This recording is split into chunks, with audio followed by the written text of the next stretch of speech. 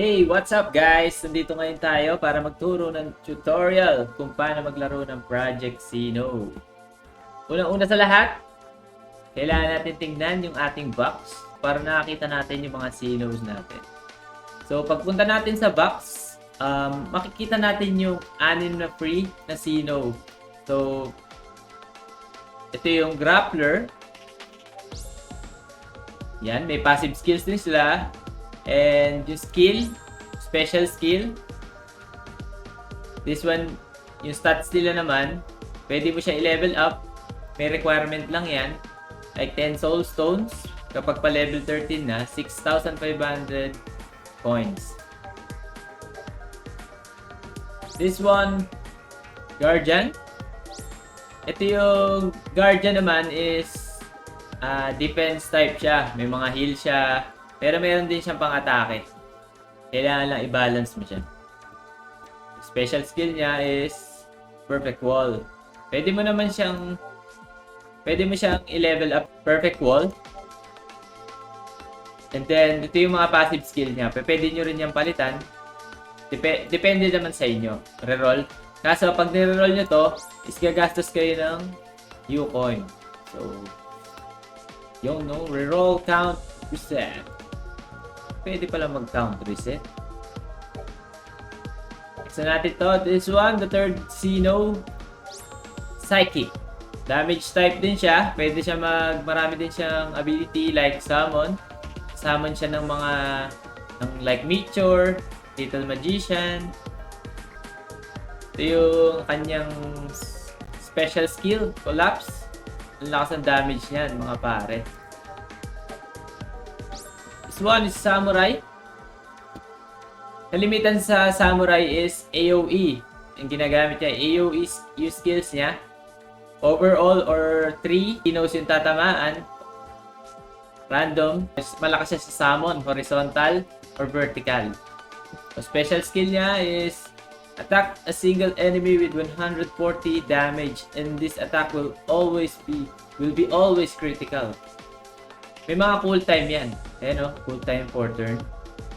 So, mahirap din yan kasi hindi ka naman ganun kadali makakapuno ng special. Yan din mga passive niya. Level 1 pa lang siya. Hindi ko siya na-upgrade, hindi ko nagagamit. This one is the Grappler. Para siya si Pacquiao. Grabe oh. Lakas ang damage niya. Halos puro pang single target to. Yung Grappler. Yung the last one is saan ka na? Breaker. Yan. Itong Breaker natin.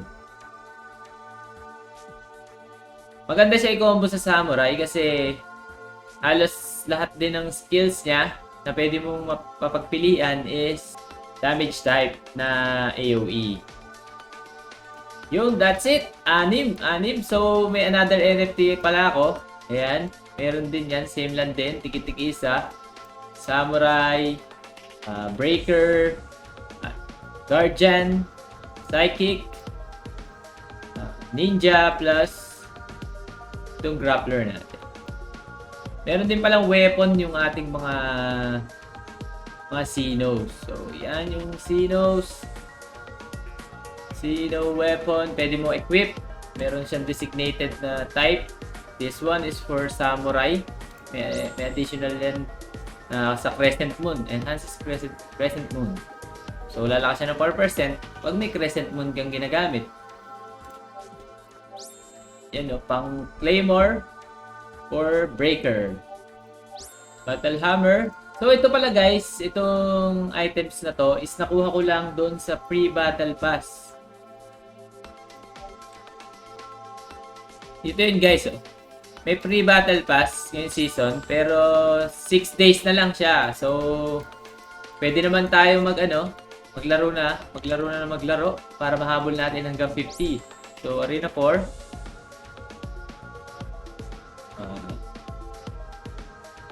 Yun o, Battle Pass. Makakuha tayong Soul Stone pang pa-level.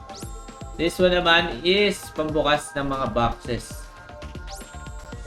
Mga box, coins, items. Marami, free lang yan guys. Yun lang kayo maglaro. So, hintayin na lang natin to. Yan, may mga coins tayo. Pwede naman tayo mag-open ng ganito para magkaroon ng slot. Pero sayang kasi yung ticket eh. So, that's it guys. Maraming salamat sa panonood. So, see you sa next episode ng ating tutorial sa Project Sino. See you guys!